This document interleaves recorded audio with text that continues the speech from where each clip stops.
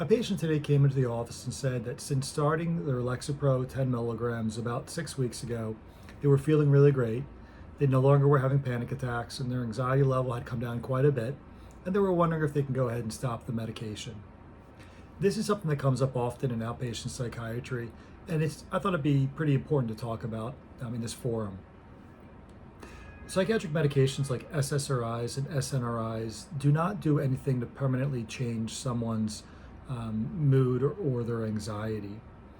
And so on one hand, that may actually be pretty reassuring that if you start this medication, like an SSRI or an SNRI, it's not going to permanently change or permanently alter your brain or your brain function. So that can be, again, reassuring. However, it can be pretty upsetting to realize that when you start to feel better from a medication, if you stop the medication, you'll often go right back to having the same symptoms that you had before starting it. And so if this individual, we talked about the side effects that they were having, and they really weren't having any significant side effects. They were tolerating it pretty well, but they just had this expectation that after being on the medication for a month or so, they would be able to stop it, and then their anxiety would continue to be really well controlled when it had been problematically high and really in excess to their life events and triggers, etc., out of proportion to their triggers for 10 plus years. They were a little bit upset that my recommendation was to continue with the medication for 6 months to a year and then rediscuss the potential for decreasing or coming off the medication. So something to think about, just because someone starts a psychiatric medication like an SSRI or an SNRI for their anxiety, it does not mean that they need to stay on the medication forever. People were asking that all the time. Do I need to stay on this medication forever?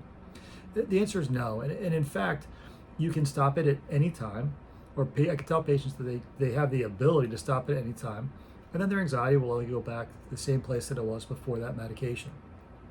However, if someone does change their routine, their habits, if they get used to being in situations where they used to have significant anxiety and they experience those situations without the additional anxiety because they have the protection of a medication like Lexapro, then they may stop having anxiety about the anxiety, so worrying about whether they're going to get anxious in those situations. And they may actually have, over time, a decreased vulnerability to anxiety and not need as much medication or not need medication at all. So while the medications will not permanently alter your brain chemistry, they may help you to get reconditioned to not have the same amount of anxiety or worry about the worry that you had before being on the medication. Additionally, sometimes people who have difficulty with anxiety will be able to change things and do things from a behavioral perspective that can really decrease their anxiety levels and make it so they need less anxiety medication or don't need medication. So for example, let's say that a patient came in and they said, for the last couple of years, I haven't been exercising, I haven't been getting good sleep, I've been having really terrible sleep hygiene, and I've been having 10 Diet Cokes a day and 2 large Starbucks in the morning. So not exercising, not getting out of the house, having excessive caffeine, and getting poor sleep might all be really making that person vulnerable to anxiety.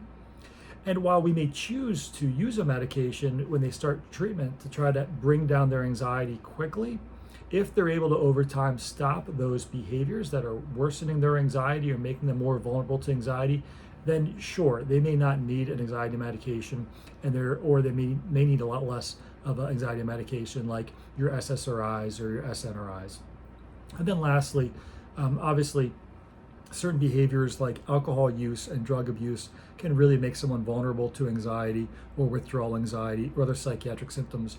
And so if there's any of those items playing a role in a person's anxiety, fixing those behaviors could really help them to not need medication or need less medication over time.